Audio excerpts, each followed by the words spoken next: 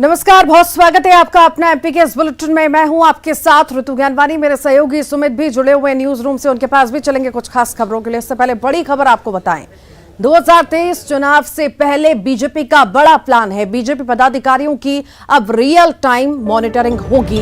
प्रवास, बैठक और रैलियों की रियल टाइम मॉनिटरिंग होगी। लाइव फोटो खींचकर देना होगा सबूत। मुख्यालय स्तर पर हर पदाधिकारी की रिपोर्ट बनेगी। संगठन 2.0 से मॉनिटरिंग की जाएगी।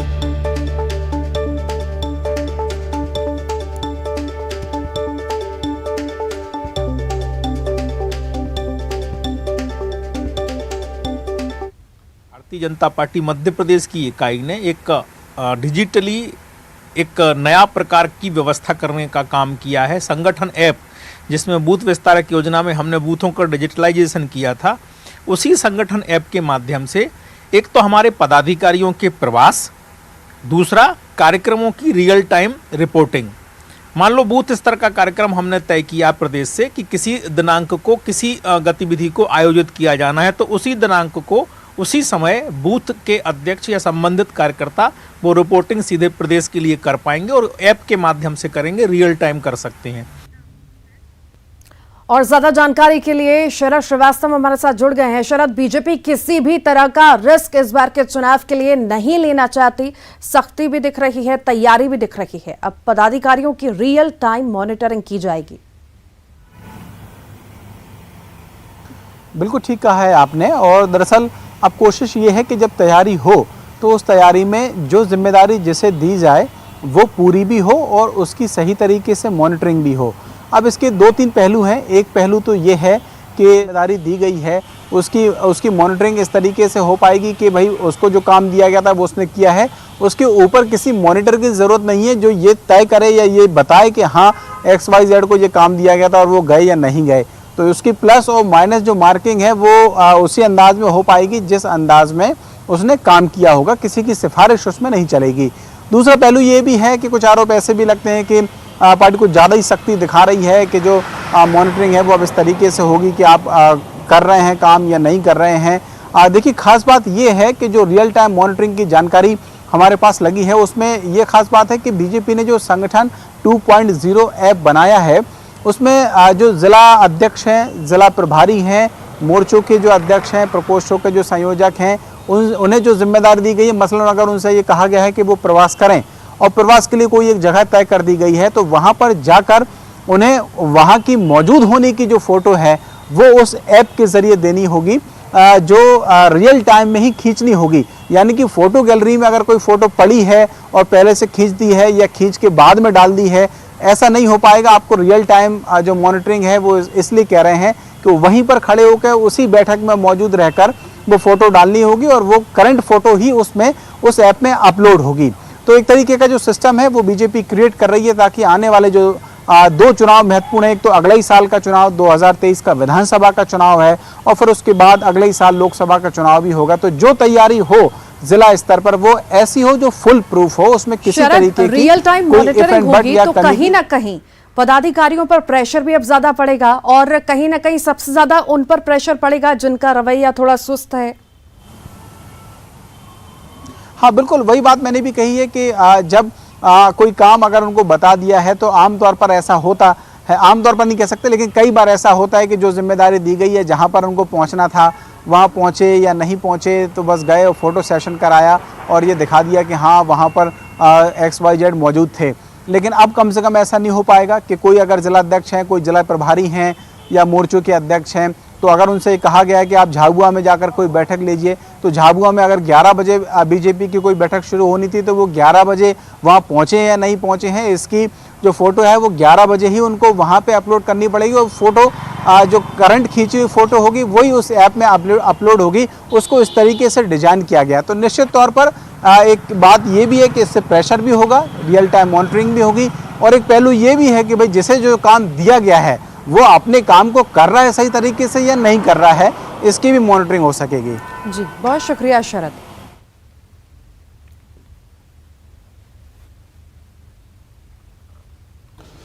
वहीं राजधानी भोपाल में भारत भवन में हिंदी विमर्श कार्यक्रम का आयोजन किया गया, जिसमें सीएम शिवराज सिंह चौहान भी पहुंचे और सीएम शिवराज ने कहा है कि राष्ट्रभाषा के लिए लोगों की जागरूकता बेहद ज़रूरी है।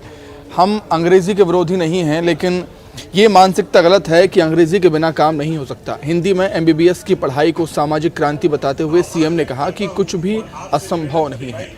जब मैंने इस बात की घोषणा की थी तो कुछ लोग मुंह पीछे करके हंस रहे थे, लेकिन अब हमने करके दिखा दिया। वरिष्ठ पत्रकार आदरणीय विजयदत्त श्रीदत्त का सभी हिंदी के प्रोफेसर।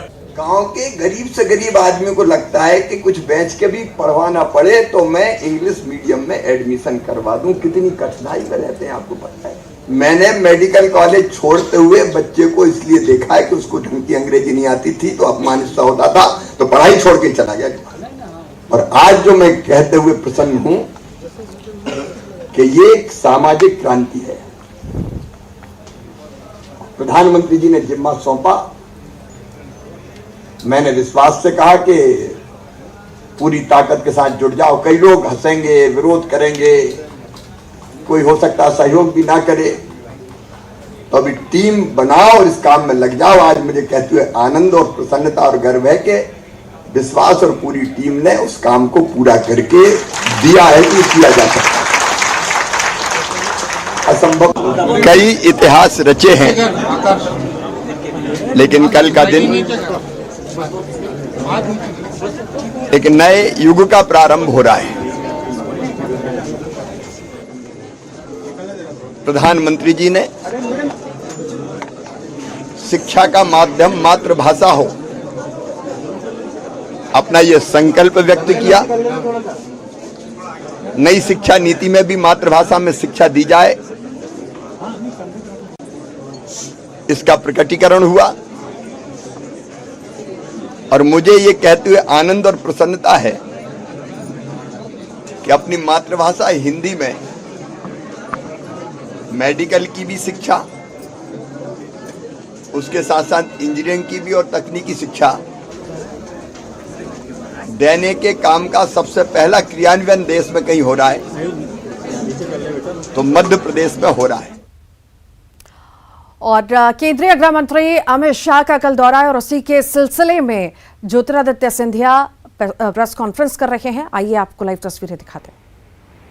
पिछले एक साल में बहुत सारी वृद्धि नागर विमानन क्षेत्र में हम पूरे मध्य प्रदेश में लेकर आए।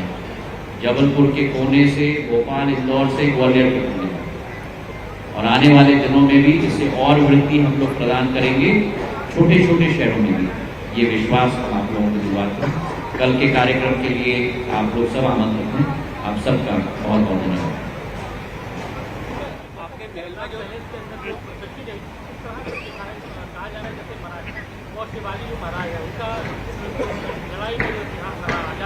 वो स्वयं, उसके लिए भी आप लोग उनके उद्घाटन के बाद आप लोग सब भी आमंत्रित हैं।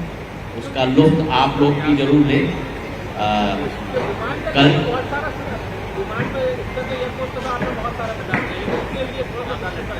मैंने आपको बताया ना कि जो हमारे मराठा साम्राज्य छत्रपति शिवाजी महाराज से लेकर महाजी महाराज, होलकर, गायकवाड़, रानी लक्ष्मीबाई, समस्त मराठा साम्राज्य की जितने भी हमारे वीर वीरांगना हैं, उनके ऊपर एक पूर्ण गैलरी समर्पित की गई है, जिसका उद्घाटन हमारे आदरणीय गृह मंत्री जी से।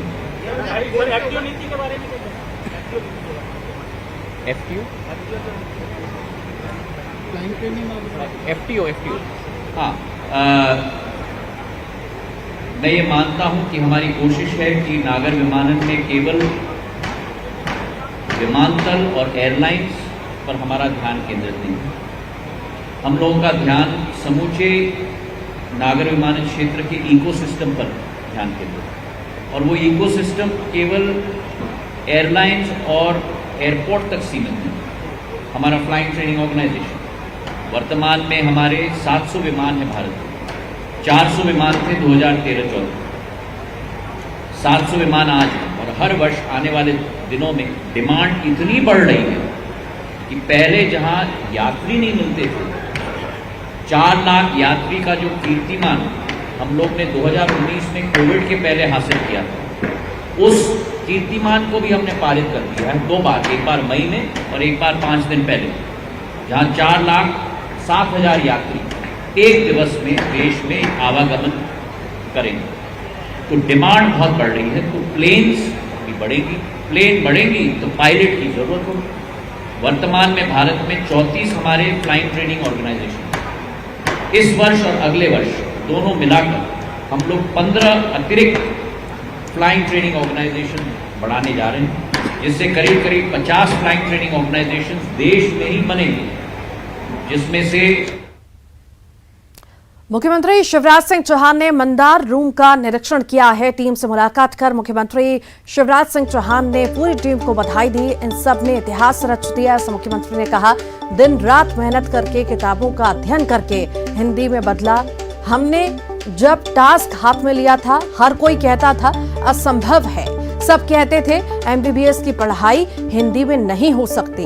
इस टीम ने असंभव को संभव करके दिखाया। आज इसीलिए टीम से मिलने और बधाई देने आया था। मंदार वॉर रूम ने इतिहास लिखा है।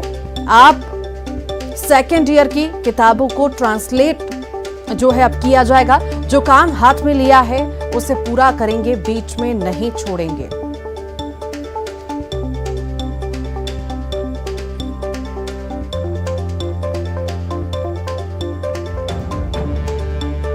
में हम मेडिकल की शिक्षा भी दे सके, और देश में सबसे पहले हमने किया है। आज मैं इसलिए आप लोगों से मिलने भी आया हूँ, बधाई देने भी आया हूँ। एक नए युग का सृजन कर रहे हैं। वो बच्चे जो अंग्रेजी नहीं जानते कितने आत्मविश्वास से भरेंगे, इसकी कल्पना आपको भी नहीं होगी।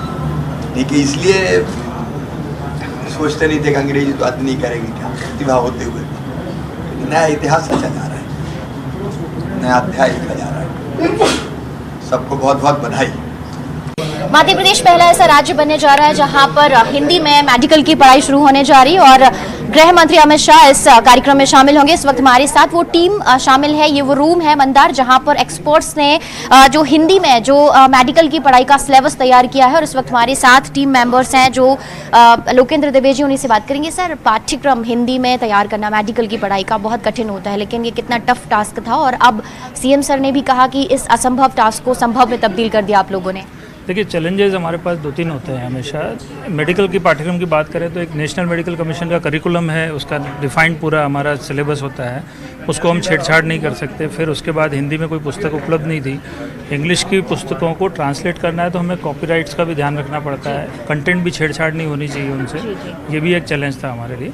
तीसरा, जो बच्चों के वहीं मध्य प्रदेश में नशे के खिलाफ अभियान लगातार जारी है, और इसी कड़ी में खरगोन की बात करें तो खरगोन में 90 लाख की शराब को नष्ट किया गया।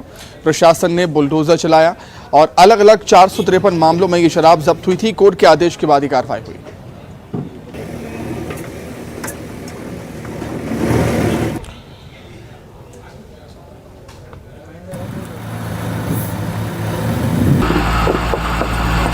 समस्त खरगोन जिले के आबकारी के जितने भी पुराने प्रकरण थे जिनका न्यायालय में हो चुका है निर्णय और उसकी अपील अवधि वगैरह बीत चुकी है, तो 2005-06 से लगभग नष्टीकरण के वो ऐसे प्रकरण कुल मिलाकर के लगभग 453 प्रकरण हैं, जिसमें कि कसरावद, खरगोन, भिकनगांव और मंडलेश्वर और बड़वा के थानों के भी प्रकरण इसमें थे।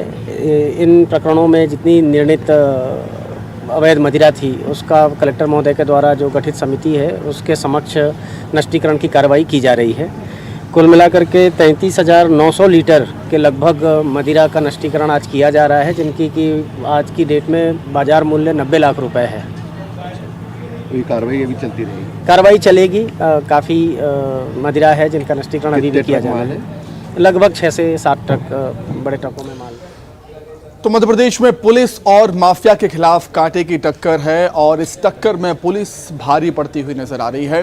पूरे प्रदेश में नशे के खिलाफ अभियान चल रहा है, और अवैध शराब और मादक पदार्थों के सौदागरों पर पुलिस लगातार शिकंजा कस रही है। देखिए रिपोर्ट।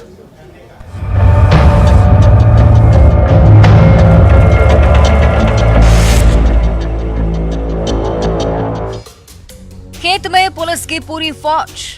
ये ना तो फसलों का जायजा लेने निकले हैं, ना ही सैर सपाटे पर। एमपी में नशे के खिलाफ अभियान चल रहा है। पुलिस कोना कोना छान रही है, क्या पता कहां मिल जाए नशे का सामान।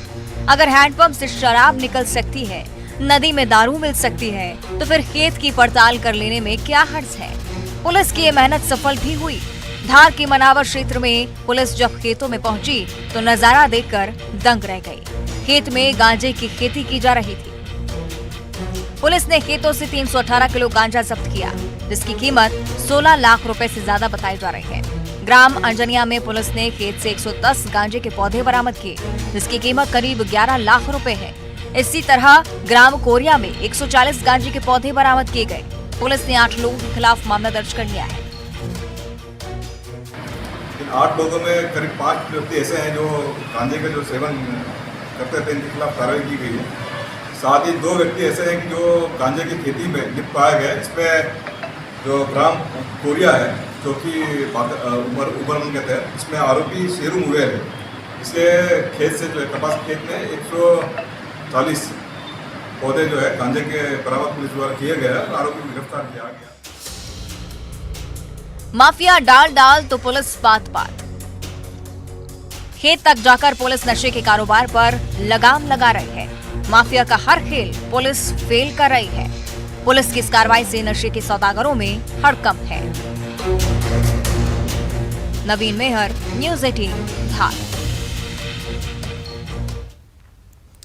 क्या कभी आपने कोबरा के इलाज का वीडियो देखा है? अगर नहीं देखा है तो इस वायरल वीडियो में देख लीजिए। वायरल वीडियो नर्मदापुरम का है, जहां जख्मी हालत में मिले कोबरा का रेस्क्यू कर सर्पमित्र ने अस्पताल पहुंचाया। इटारसी पशु अस्पताल में घायल कोबरा का इलाज जारी है।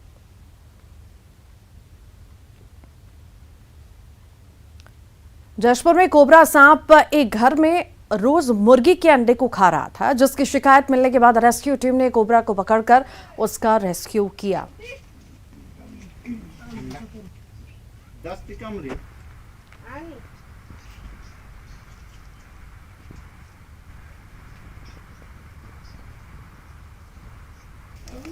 ये तस्वीरें आपको दिखा रहे हैं, जशपुर की ये तस्वीरें हैं जहां पर कोबरा सांप की तस्वीरें हैं जिसका रेस्क्यू किया गया है। अंडा के गढ़ा कोड़ के तोड़ देबा।